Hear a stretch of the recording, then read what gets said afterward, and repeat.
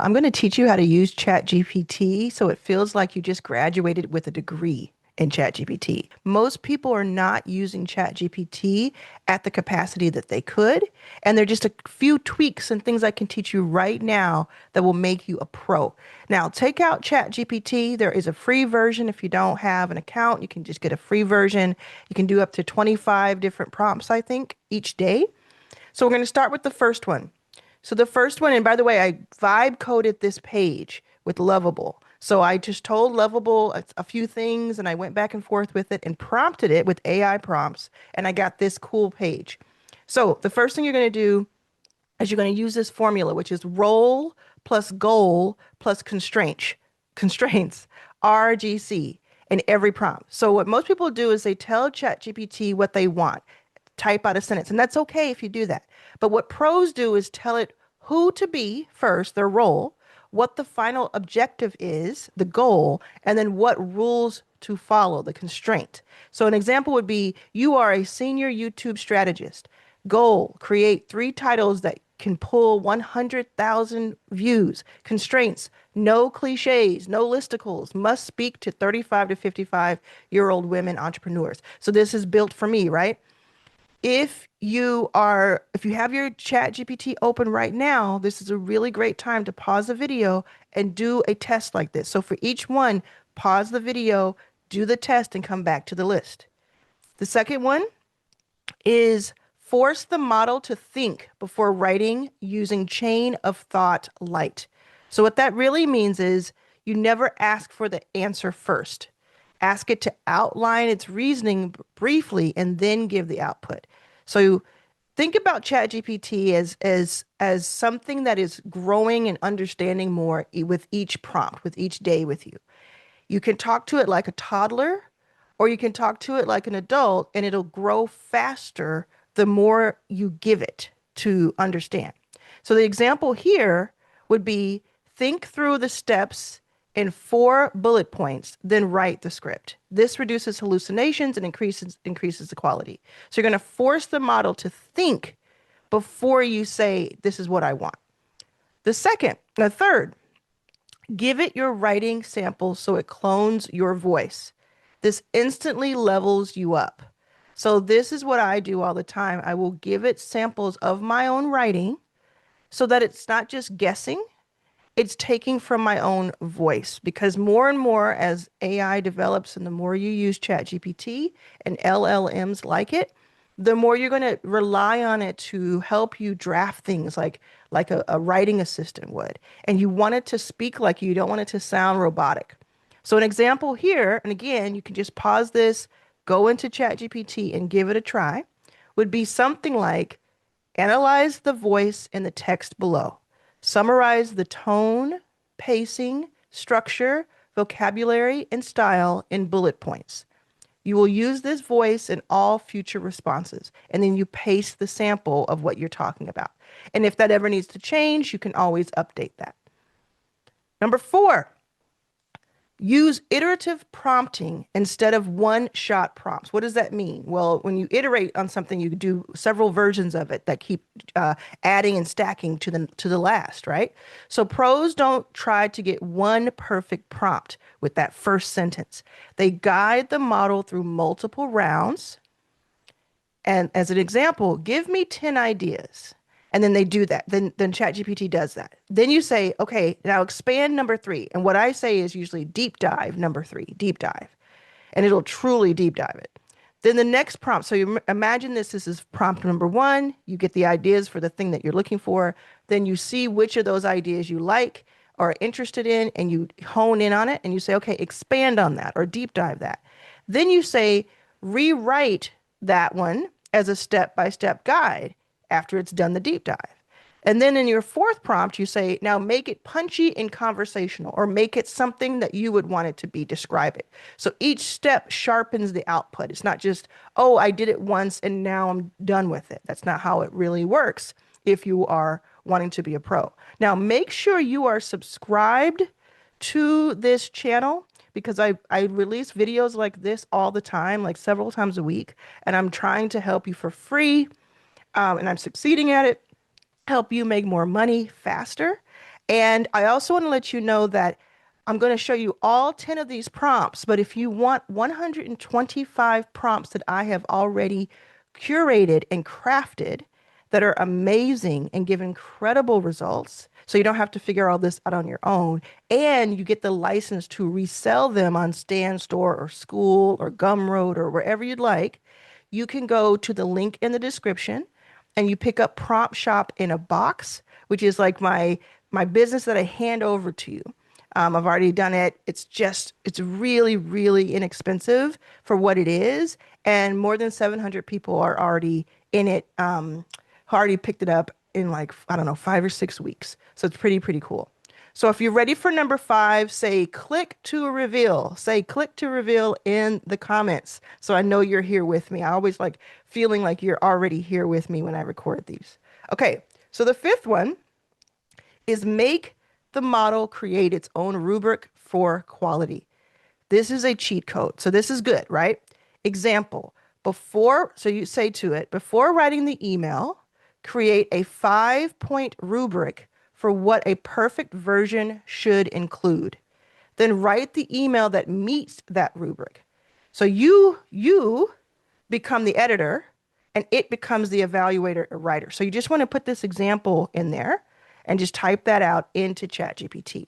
Let me know if you're doing this or what number has been your favorite so far when you're doing this with ChatGPT. Let me know what's getting you the best results, because I'm giving you 10 amazing prompts for free right here, right today.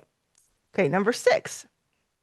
Give the model context about your business, audience, and goals. Now, a lot of people know how to do this, but you can go even further with it. So ChatGPT is going to write a generic response if you give it a generic prompt. It's just the better the inputs, the better the recipe, which is what I call AI prompts, the better the outputs or the food that comes out. So again, my prompt shop in a box gives you those recipes. So pros feed it high context inputs like your audience demographics, like they are women, they are of certain age, they are in a certain country or a certain part of the country. They have this type of business or they're this type of employee. They like this thing, they have these interests. All of those are demographics. You can also include your offer, your tone, like how you come across in the world and how you want to. Your competitors, even. I do this all the time, and I don't just say there's a specific person who's a competitor, but I say, okay, these 10 people who I know in the world and they do similar things, tell me what they would do. Tell me like the combination of what they would do. And then what you want people to feel or do. Even 3 or 4 sentences of context can 10x your output quality. That's why all the prompts that I have in Prompt Shop in a box are really, really savage. Like some of them are a sentence for sure, but many of them are pages long or a full page or paragraphs long because it's putting in those really strong inputs. All right, this is fun. Okay, so number 7, use constraint. I hope I didn't block this. I don't know how this is showing up for you right now, but we'll see. I'll do this so you can pause it, and I'll do this so you can pause it. But if it's not doing the presenter layout like I think it is, it won't matter. Number 7, use constraint stacking for elite results. What does that mean? So add constraints like no fluff. I do this all the time with ChatGPT, especially with ChatGPT 5.1. Have you given that a spin yet?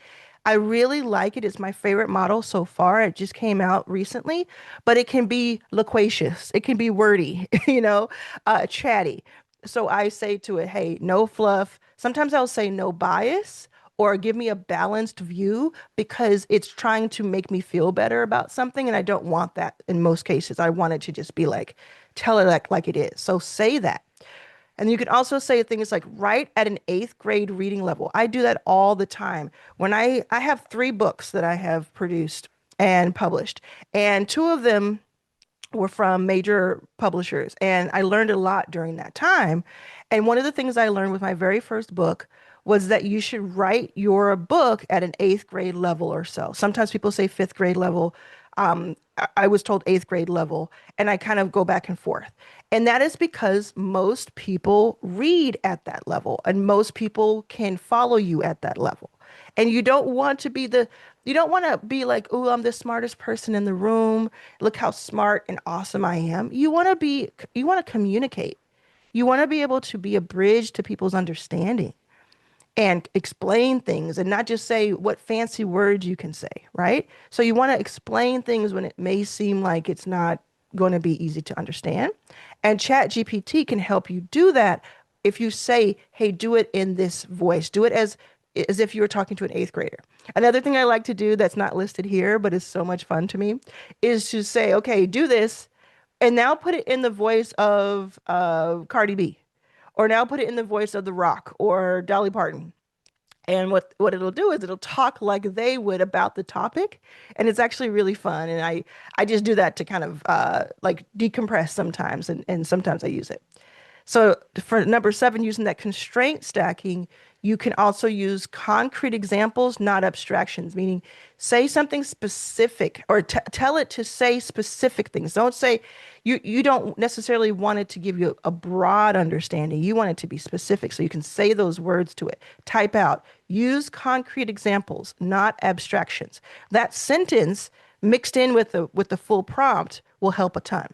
And then the last thing you can add is avoid hype language. Again, this is in the no fluff category. This is in the balanced category. So pros control the boundaries so the output stays tight.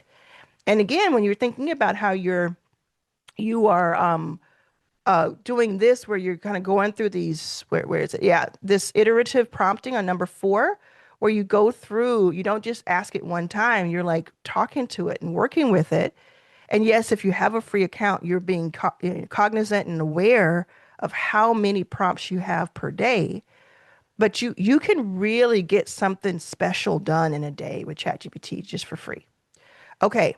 And then number eight, make ChatGPT act as your second brain with master prompts. So you're going to create reusable prompts that teach ChatGPT how to always respond to you correctly. For example, your personal YouTube strategist, your sales copy chief editor, etc. So this turns ChatGPT from a tool into an assistant who knows you. Another way that I do this is I create custom GPTs within my ChatGPT. Now, of course, I do this and I give them, I sell some of them and I give them away as lead magnets depending on what they are. Like if you go to stan.store/Arlan, my first name, you'll get a free cash playbook custom GPT from me. It's amazing. Thousands of people use it every single week. But what I do a lot that I don't talk about often is that I'll make a custom GPT for me that's internal, that is not public. And it is built to be that role in my business. So I can continue to be a solopreneur. I have people who work with me, contractors, vendors, but then I have some of the things that I'm like do every day. And like, you know what? I'm going to make a GPT to be act as this role. It's trained on the knowledge base of what I teach it. So it's always ready to take those inputs. And all I have to do is kind of switch up the inputs whenever I need to. All right. So then I'll come over here. Where am I? Okay. So then number 9 is give the model your drafts and have it punch them up with multiple passes. So you don't just say, hey, can you rewrite this? Have you ever done that? Let me know in the comments if you ever just put something in and say, rewrite this for me. You ask for controlled transformations. You ask for specific things. Like, this is the workflow. And again, when it has a workflow in numbers, it's saying do this one at a time. So you improve, so you upload the document or you paste the email or whatever it is that you want rewritten. And you first say improve the clarity only. And then it does a pass and you see if you like it. Then you say, okay, now improve the flow only. And you do a pass and you see if you like it. And then you say, okay, now improve emotional resonance. How does this connect with someone emotionally? And then you can say, okay, now tighten it by 20% so it's just super crisp. Each pass perfects a different layer. And think about it, if you do this, how much sharper your writing and your emails are. your copy, your posts, your captions for your Instagram posts, your LinkedIn posts. When you look on LinkedIn, you see a lot of things sound the same because a lot of people are using AI for LinkedIn. I don't love it. I try not to use AI for LinkedIn in long form. But if you're going to use AI for LinkedIn, don't have it sounding like everybody else. Don't have it sounding so generic that everybody could know, oh, that's AI. Do things like what I've taught you here. Choose two or three of these and make it super specific. Now, make sure you are subscribed and make sure you look at the description below to get that prompt shop in a box if you don't have it already. If you have it already, go into the classroom, look in the Start Here section, and look at that strategy and setup section again if you haven't yet or for a second time. And think about how you can apply this. Now that you know how to use this, how can you apply this? We have the unlimited GPT in there. You know that. You can make as many prompts as you want. I've taught it, trained it, all of this. But how can you just use that muscle anytime you want? Now, number 10. Are you ready for number 10? Let's do the code word to see if you're here. I always look around the room and see a word that tells me you're going to use that. Okay, prompt. No, prompt shop. So prompt shop, PROMPT shop is going to be the code that you type in the comments to let me know that you've watched this whole video. And I hope that you've been pausing it. You've been using some of these as you go along. Let me know about them. Okay, so number 10, use ChatGPT to build systems, not just outputs. This is the difference between amateurs and pros. So you're going to ask it to create templates, SOPs, frameworks. And SOPs is standard operating practices or procedures. Frameworks, funnels, playbooks, checklists, et cetera, et cetera, et cetera. Prompts for your audience, entire content engines. This is something you can just do right now. You do not have to wait for anybody's permission. And you ask, you don't just ask, write this for me. You say, build me the system that makes this easy forever. So you go through it, you train it, you learn from it, you understand what you want, and then you tell it. Just like with the custom GPT, you say, okay, build me a template that I can always just copy, paste, and tell you what what I want it to do. Build a playbook for me or for someone else, for my audience, for my vendors, for my contractors, for my employees. Build for me. Build for the person who's going to get on a call with me. I may have sold a $200 call or $100 call or $1,000 VIP day or whatever it is. Build some stuff for me, but going to be specific with it. So I hope this was helpful. Let me know in the comments if this was helpful to you. And the biggest thing you can do to say thank you is to subscribe to this channel if you're not already, and to tell somebody else about this channel and this video if you are already subscribed. That is all I ask for you in return. And I hope that these free YouTube videos are helping you change your life. See you soon.